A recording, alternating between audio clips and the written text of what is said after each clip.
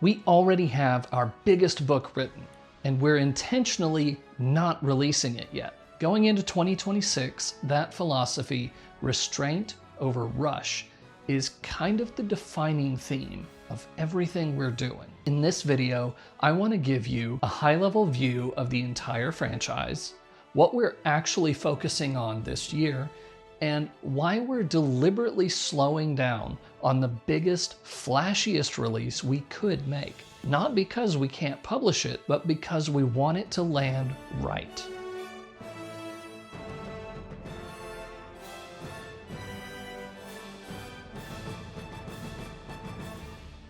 Let's zoom way out first and give you the 30,000-foot view of the franchise. Everything we're building lives under either the Penny Pangolin or the Heroes of Time umbrella. Penny just had a major release in late 2025, including audiobooks narrated by the voice of Bandit from Bluey. Penny Pangolin books take about 18 months from start to finish, so there's no new releases slated for that brand at this time, beyond just promoting the awesome kids' books and audiobooks. For new releases, this year we're focused entirely on the epic fantasy Heroes of Time series, and there are a few different entry points into that universe. So far, we have Heroes of Time Legends The Healer, Heroes of Time Legends Murdoch's Choice, Murdoch's Shadow, and soon Heroes of Time Legends Spiritual Guide. There is an intentional reading order here: The Healer, Spiritual Guide, Murdoch's Choice, Murdoch's Shadow, and the final Murdoch book. Each of these stories stands on its own, but they're also laying narrative and thematic groundwork for something bigger, because eventually all of this leads to the flagship novel, Heroes of Time, the First Ethereal. Internally, we describe it like this: if the Healer and the Murdoch books are Iron Man and Captain America, the First Ethereal is our Avengers. But here's the important part. That book is about 220,000 words. That's Murdoch's Shadow twice, which means asking a brand new reader to start there would be a lot. This is where a lot of indie authors understandably get impatient. I mean, you spend years writing your magnum opus, and the instinct is, put it out, it's amazing. And seriously, the First Ethereal is actually incredible. But from both a reader psychology standpoint and a business standpoint, it's risky. Instead, we're doing three things first: building trust, building familiarity with the world, and building a backlist that supports a big launch like that. So when the First Ethereal finally releases, hopefully in 2028, readers aren't going in cold. They already know the tone, they already know the themes, they already care about the world. That's why everything we've done so far, and now in 2026, is about foundation, not fireworks. The single biggest milestone this year is Lexington Comic Con in March. That's our North Star right now. Last year, we had The Healer there as a brand new release. And when you go back again the next year, it's usually a good idea to have something new out since the last one. So, hopefully we can have it in time for Lexington, even if just for an exclusive, only available here soft launch. We'll also be at Gen Con in August, but Lexington is where a lot of near-term decisions are being anchored. So, most of our current effort breaks down into two categories. First, getting Spiritual Guide across the finish line. The manuscript is done. Now we're in that deceptively slow phase that a lot of people underestimate. Final cover revisions, spot gloss preparation.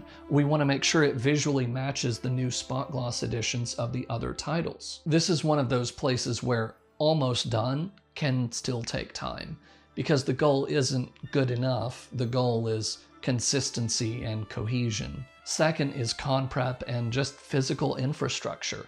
At a convention, you don't have just books. You have bookmarks, handout cards, signage, table layouts, inventory replenishment. So a lot of the early 2026 work is very unglamorous. Counting, redesigning, reordering, refining what actually works at a booth. Because when someone walks up to the table, kind of like a YouTube video, You only have a few seconds to hook them before they lose interest and walk away. Which book do they start with? What's the pitch? What do they take home if they're not ready to buy yet? And at what point in the conversation do you give them the handout card? Because as soon as you have done so, you've given them a reason not to buy right now. Those answers are part of con prep. Another major focus for this year is audiobooks. Right now, Murdoch's Choice and Murdoch's Shadow already have single narrator audiobooks out. The Healer's single narrator audiobook is planned for summer 2026, maybe spring. Spiritual Guide's audiobook is aiming to launch much closer to the book itself, probably around the same time as the Healer's audiobook. That timing is intentional. We're working towards simultaneous or near simultaneous release whenever possible, which also means we'll be working on the audiobook for the First Ethereal well ahead of the book's actual release. And then there's the full cast audiobooks. They're happening, but there's no release date right now. These are very much an it's done when it's done project. I'm the one assembling them, and I can tell you firsthand, full cast production is exponentially more complex than single narrator. Scheduling, performance continuity, audio consistency. It's really hard to make one person in a home setup recording under a blanket sound indistinguishable in quality from someone in a top-of-the-line studio. Editing pipelines, and this is a big one, licensing for sound effects and ambience, making sure we have the rights to use every sound you'll hear. All of it stacks. We did recently record with Charlie Kirsch, the Yellow Power Ranger, which was incredible, and if you haven't seen my video on that, I'll put the link at the end for you.